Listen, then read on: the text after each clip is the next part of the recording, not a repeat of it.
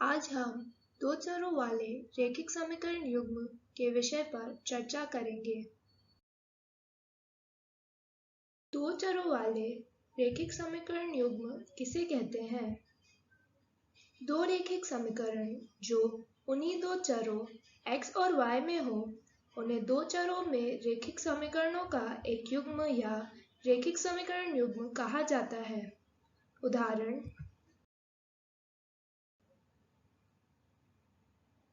एक रैखिक समीकरण युग्म जिसका हल होता है रैखिक समीकरणों का संगत युग्म कहलाता है।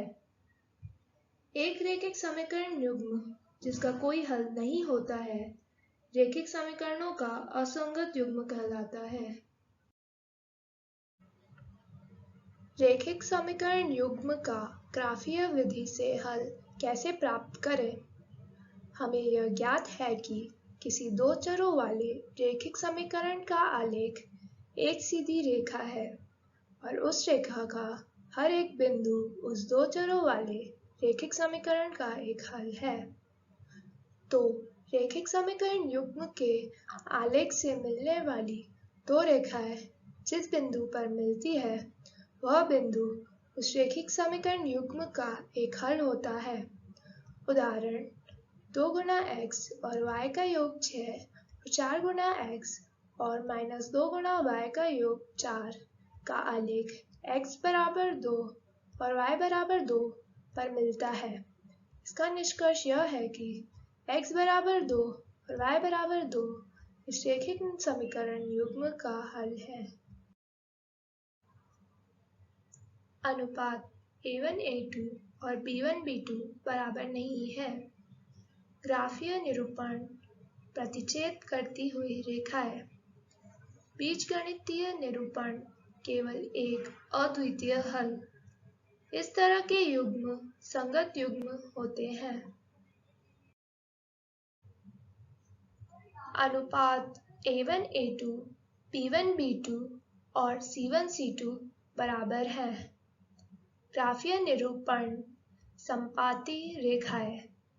बीजगणितीय निरूपण: अपरिमित रूप से अनेक हल। इस तरह के युग्म संगत युग्म होते हैं। अनुपात a1 a2 और b1 b2 बराबर है और अनुपात c1 c2 उनके बराबर नहीं है। ग्राफीय निरूपण: समांतर रेखाएं। बीजगणितीय निरूपण: कोई हल नहीं। इस तरह का युग्म असंगत युग्म होता है। एक रैखिक समीकरण युग्म का हल प्राप्त करने की एक और विधि होती है जिसे बीजगणितीय विधि कहा जाता है। बीजगणितीय विधि के भी 3 प्रकार होते हैं। पहला प्रकार होता है प्रतिस्थापन विधि। उदाहरण: चरण 1: हम किसी एक समीकरण को लेते हैं और किसी एक चर को दूसरे चर के पदों में लिखते हैं। चरण 2: y का यह मान समीकरण 1 में प्रतिस्थापित कीजिए। चरण 3: x का यह मान समीकरण 3 में प्रतिस्थापित करने पर हमें y का मान मिलता है। सत्यापन: x और y का मान दोनों समीकरण में संतुष्ट होना चाहिए।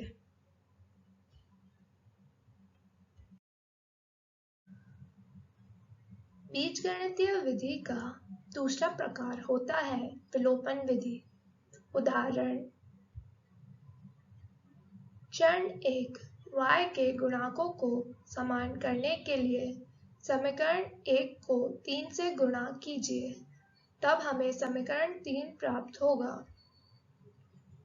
चरण 2: y को विलुप्त करने के लिए समीकरण 2 और समीकरण 3 का योग कीजिए। चरण 3: x का मान समीकरण 2 में रखकर y का मान प्राप्त कीजिए। सत्यापन: x और y का मान दोनों समीकरण में संतुष्ट होना चाहिए।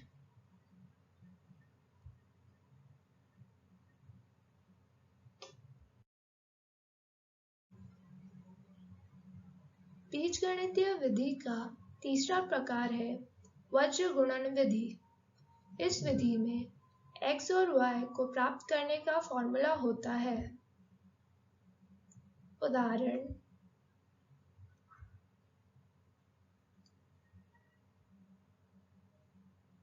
सत्यापन: x और y का यह मान दोनों समीकरण में संतुष्ट होना चाहिए।